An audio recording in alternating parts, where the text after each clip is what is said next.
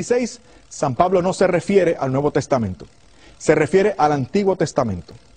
¿A qué Antiguo Testamento se refiere San Pablo? Al Antiguo Testamento, traducción griega. Código de Alejandría, la Septuaginta le llamaban también. ¿Y qué con eso? Muy bien. Que esa Biblia de los primeros cristianos, la que San Pablo tenía de frente y utilizaba, la Biblia que se cita casi totalmente, en casi todos los versículos, en el Evangelio, cuando se cita el Antiguo Testamento, en el 90% de las veces se utilizan citas de ese Antiguo Testamento griego. ¿Por qué? Porque era la Biblia de los primeros cristianos, la Biblia griega. ¿Y qué con eso? Que esa Biblia griega, el Antiguo Testamento griego, la escritura que San Pablo llama inspirada, en 2 de Timoteo 3:16, contenía los libros deuterocanónicos que yo no tenía en mi Biblia evangélica. Traumático, ¿no? ¿Qué tenía yo en mi Biblia evangélica? El Antiguo Testamento que yo tenía evangélico se fijaba del establecimiento del canon del Antiguo Testamento según el concilio de Yabnia, un concilio de fariseos en el año 70 después de Cristo.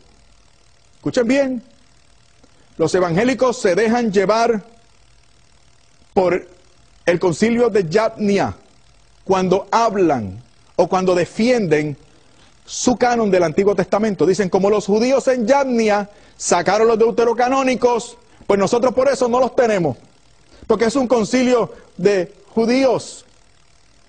Miren qué interesante está esto. El concilio de Yabnia no fue un concilio cristiano, fue un concilio judío, fue un encuentro entre fariseos para declarar, según ellos, según su criterio, cuáles eran los libros del Antiguo Testamento que tenían que utilizarse. Pero además el concilio de Yabnia era un concilio, y fue un concilio anticristiano. O sea, le están declarando inspiración del Espíritu Santo a un concilio de fariseos que fue anticristiano. En ese concilio se habló de Jesucristo como un bastardo, como un hijo ilegítimo. Entonces, el Espíritu Santo que aparentemente inspiró a los fariseos de Yabnia para establecer ese Antiguo Testamento, ¿habrá sido el mismo Espíritu Santo que habló en tan malos términos acerca de Jesús? Ese es el concilio que yo voy a tomar para decirme a mí cuál es mi Antiguo Testamento. No. Es el Antiguo Testamento que dice San Pablo en 2 de Timoteo 3:16, el Antiguo Testamento griego que contenía los libros deuterocanónicos, escritura inspirada por Dios, según San Pablo. Eso a mí me produjo una crisis enorme. Me la produjo. Y no en balde, yo me puse a pensar, Dios mío, con razón yo no creo que pueda interceder por mis familiares difuntos después de muertos. Si lo hemos sacado de la Biblia, estaba en 2 de Macabeos capítulo 12.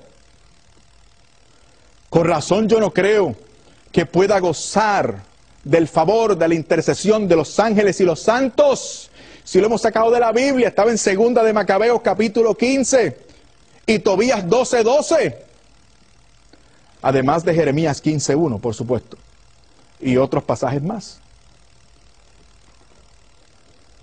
Entonces, los libros deuterocanónicos son escritura inspirada por Dios.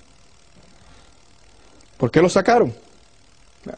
Lo sacó Martín Lutero. ¿Por qué?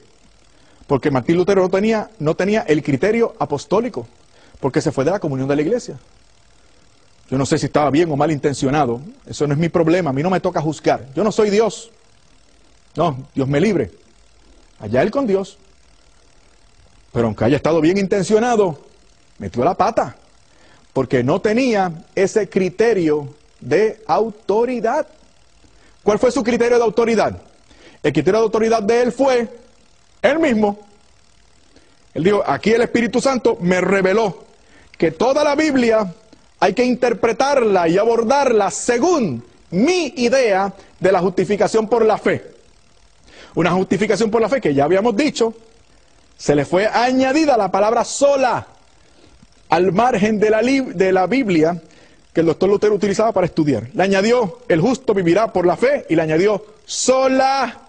Aquí está el criterio de autoridad. Fe, sola, justificación por la fe. Y a partir de ese criterio, por ahí vamos a pasar, como un sedazo, como un cernidor, toda la Biblia. Y lo que no quepa, por ahí, por mi idea de lo que es la doctrina de la justificación por la fe, lo vamos a rechazar.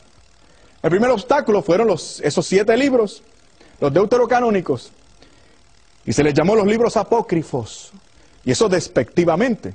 Por eso cuando un hermano católico, cuando un hermano evangélico, perdón, se refiere a estos libros de mi Biblia como libros apócrifos, yo le contesto, con el permiso, hermano, estás equivocado. Apócrifo es una palabra despectiva para referirse a unos libros que yo aprecio mucho como palabra de Dios. Hablemos francamente. Los evangélicos lo agradecen.